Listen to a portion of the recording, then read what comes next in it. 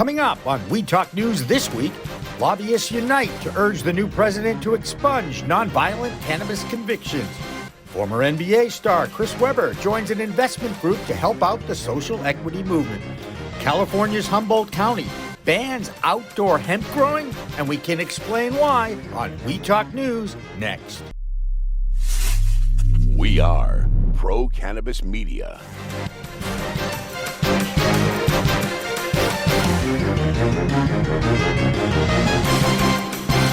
Hi, everyone. Welcome to We Talk News for this week. I'm Jimmy Young from Pro Cannabis Media. Our lead story this week is all about NORML and pursuit of social justice for the cannabis community.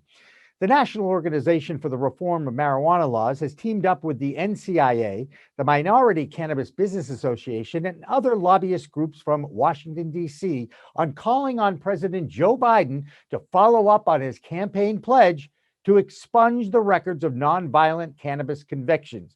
Now, after talking with Michael Correa, the lead lobbyist for the NCIA last week, no matter what happens with legalization of cannabis at the federal level, social justice will be driving the bus for legislation in Congress. This is an ongoing story that we'll be watching over the next few months for sure. And Phil Adams from Vote Pro Podcast has more details on his DC report later on We Talk News. A related story to this has to do with the fact that one of the biggest challenges for the industry as a whole has been access to investment capital. That is especially true for those who've been most impacted on the failed war on drugs. MJBiz Daily reports that white people own 80% of cannabis businesses in the U.S. Now, a former NBA player is stepping up to help out. Former Detroit Pistons star Chris Webber has teamed up with JW Asset Management to create a $100 million investment fund to help entrepreneurs who are underrepresented in the world of seed capital. Webber said, quote, "It's crucial that we diversify leadership within the cannabis industry and level the playing field for people from our communities," unquote.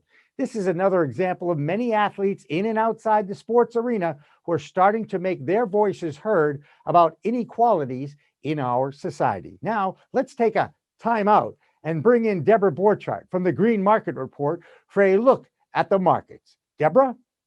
Thanks, guys. Verano Holdings began trading on the CSE this week using the symbol VRNO after closing the reverse takeover of Alternative Medical Enterprises, better known as AltMed, and sometimes referred to as AME. The stock quickly shot up from its listed price of $10 to $30, and that's in Canadian.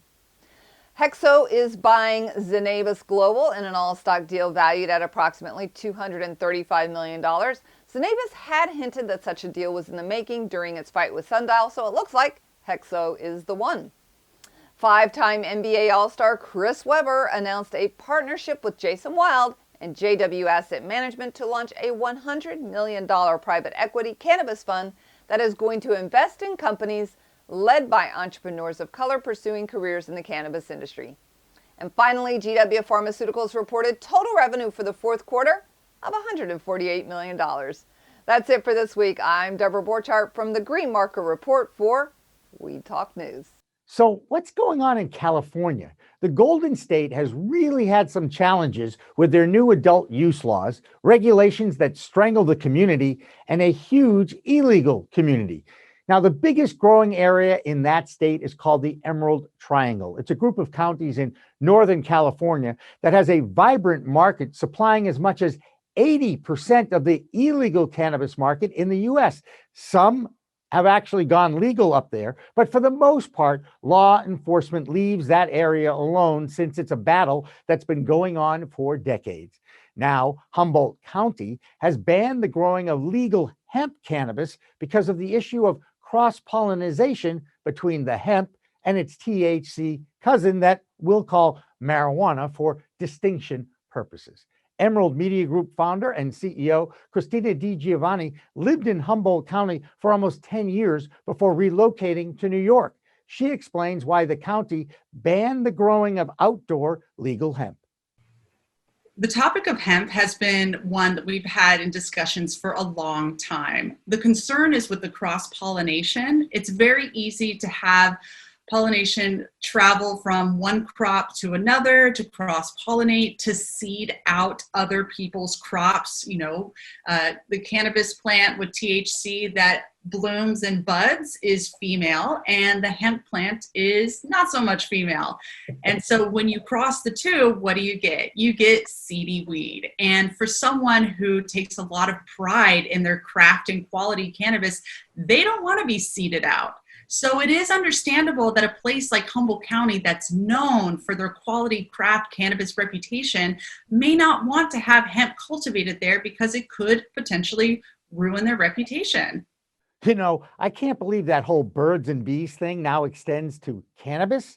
So not only is this county setting a precedent for banning outdoor growing of hemp, there's a bill called AB 45 that is looking to ban smokable hemp in the entire state.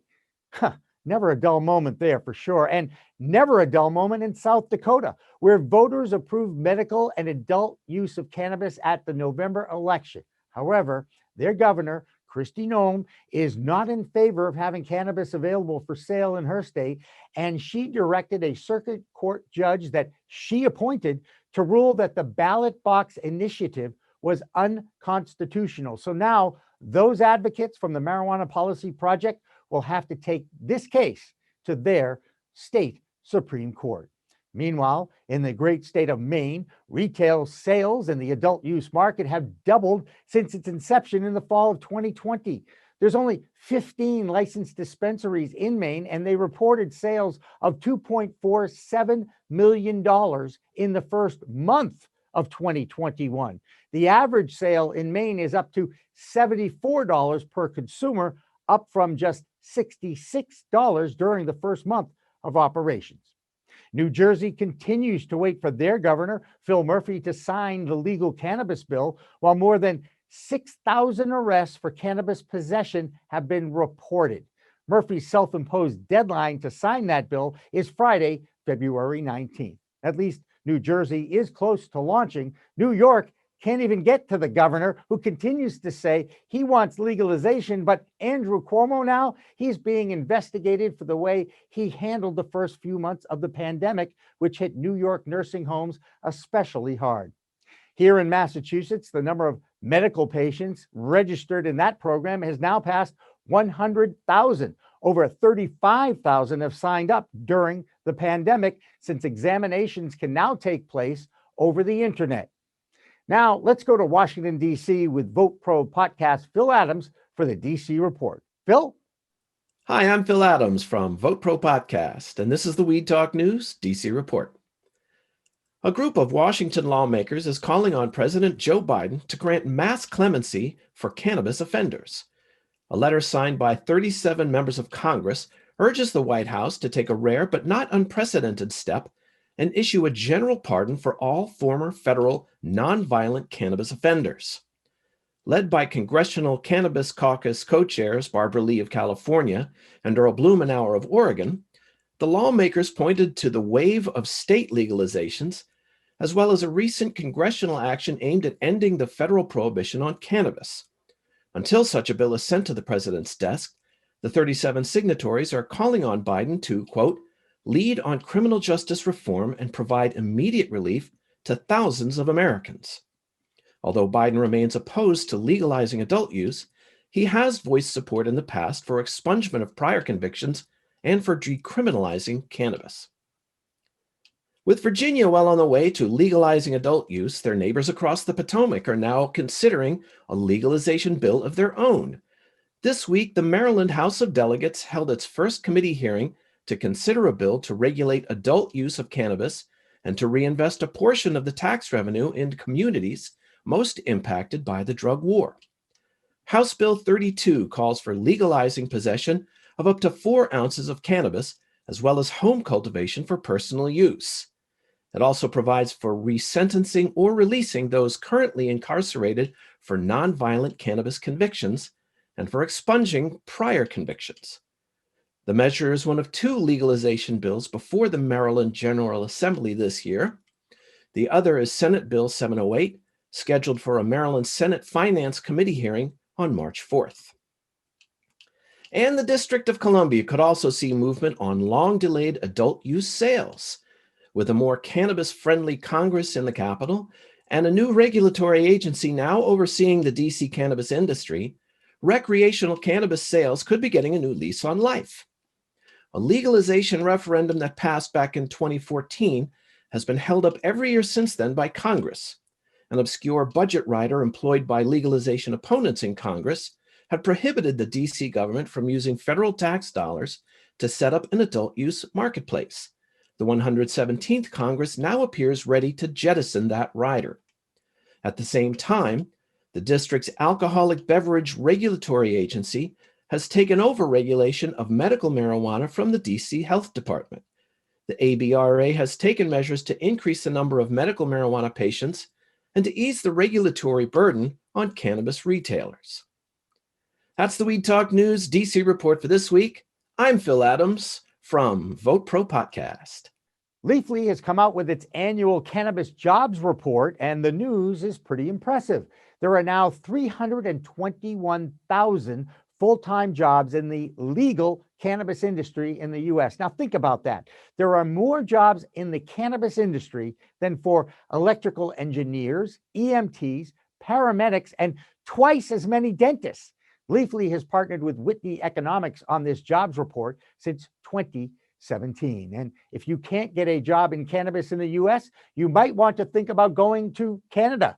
Wait till you hear how many dispensaries are opening in Ontario. Solomon Israel from the MJBiz Daily International Bureau has our Canadian report. Solomon? I'm Solomon Israel from Marijuana Business Daily, and this is the Weed Talk News Canadian Cannabis Report. Canadian cannabis firm Hexo has announced a deal to buy another producer, Zenabis Global. The all-stock deal is worth 235 million Canadian dollars, and Hexo says the acquisition will boost its domestic and international growth. Both companies have reported significant losses in recent years. Marijuana producer Tilray lost $3 million in its fourth quarter, with revenue improving over the previous quarter. Tilray's annual loss for 2020 was $271 million, less than its annual loss in 2019. The company is due to merge with Canadian competitor Aphria this year. And Canada's biggest recreational cannabis market is once again speeding up its licensing process for marijuana stores. Ontario will now license 120 stores per month. The province already has at least 430 licensed cannabis stores open for business. You can read all those stories and more at mjbizdaily.com. I'm Solomon Israel for Marijuana Business Daily. Here's this week's factoid, courtesy of MJBiz Daily's Fact Book. Did you know that for every single dollar that is spent in the legal cannabis market, $2.50 gets injected into the economy? That fact and more available in the MJBiz Daily Fact Book, available on their website, mjbizdaily.com. And finally tonight, most of the country is having a horrible winter. The state of Texas has really been hit hard with widespread electrical outages for days. The eastern seaboard is now getting hit with its most recent snowstorm that wreaked havoc all across the U.S. And now we can certainly talk about climate change, of course, that leads to these extremes in weather. But when it affects cannabis growing in Jamaica, of all places, there is real concern. Natural disasters of torrential rain followed by drought has caused a serious crop loss in Jamaica. Most of the cannabis grown, of course, in that country is outdoors, but technology might help with indoor grows. But guess what? That increases the carbon footprint. So that's another thing people who are investing millions of dollars in the economics of cultivation of cannabis in the U.S. have to consider. And that will be the theme of the Green Rush live show on Fridays. I co-host that with David Rabinovitz, and we have an all-star lineup ready for our live show on Pro Cannabis Media's social media networks and our own website. So tune in and take part in our chat room or watch it on demand. That's Weed Talk News for this week.